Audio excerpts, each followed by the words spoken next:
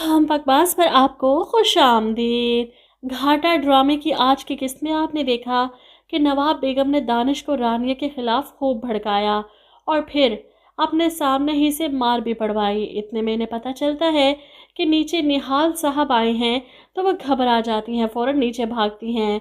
अब निहाल साहब भी तकरीबन 10 मिनट बैठे रहे, ऊपर से चीखने चिल्लाने की आवाज़ें आती रही। वो उठने की कोशिश करते हैं कि मैं देखता हूँ, तो फ़ौरन ये दोनों माँ बेटी रोना डाल देती हैं कि हमारे घर का मामला है, रानिया हमारे बेटे को मार रही है। अब ये तो उल्टा हिसाब है। ऊपर से दानिश मौके पर आ जाता है, शर्ट के बटन खुले, बुरे हाल, बाल बिखरे, जैसे वाकई सच में रानिया ने ही इसे मारा हो। ये देखकर तो निहाल साहब शर्मिंदा ही हो जाते हैं। इन्हें यकीन नहीं आता कि रानिया ऐसा कर सकती है, और यही बात वो जाकर अपनी बेगम को बताते हैं कि आज मैंने अजीब मंजर देखा। दानिश बहुत बुरी तरह से रानिया से पिट कर आया मेरे सामने, और इनकी बात पर नाइला बेगम भी फ़ौरन यकीन कर लेती हैं। मैंने कभी नहीं सोचा था कि रानिया ऐसे निकलेगी। साजदा ने कैसी तरबियत की है अपनी बेटी की।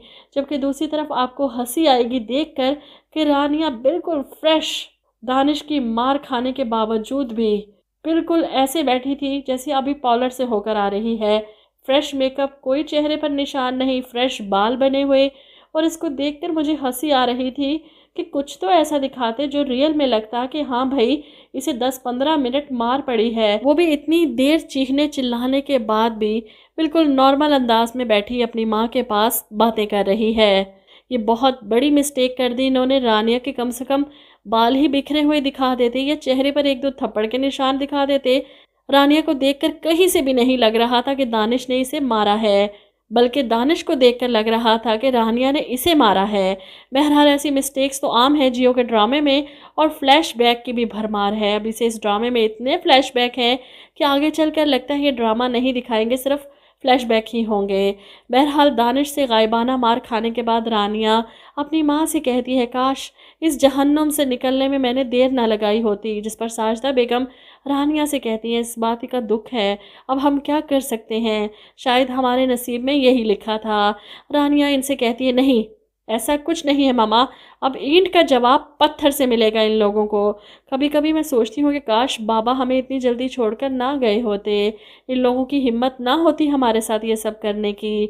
इधर हमज़ा को जब पता चलता है कि इसके वालिद ने दानिश को चचा की फैक्ट्री देने का वादा कर दिया है, तो ये सुनकर वह शदीद नाराज़ होता है। जिस पर निहाल साहब कहते हैं, दुनिया क्या कहेगी कि बड़े भाई ने छोटे भाई का बिजनेस भी कब्जे में ले लिया।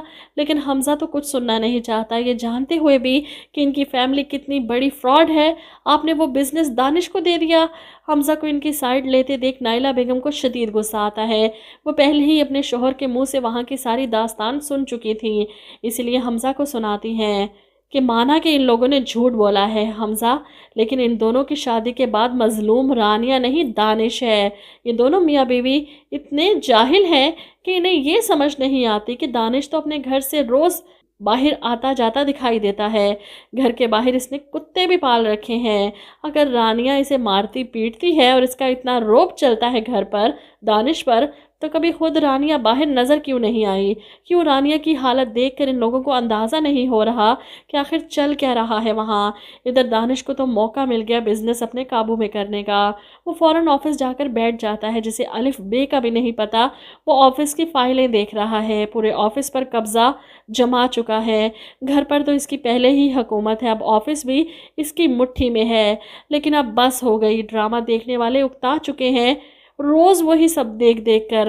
ना रानिया और इसकी माँ आज़ाद होते हैं, और ना ही इन लोगों की हकीकत किसी के सामने आती है। चलें कुछ ज़्यादा नहीं तो रानिया और इसकी माँ के कपड़े बदलवा दें, ताकि पता चले कि ड्रामा कुछ आगे बढ़ रहा है, क्योंकि पिछले 10-15 दिनों से इन दोनों ने यही सूट पहन रखे हैं।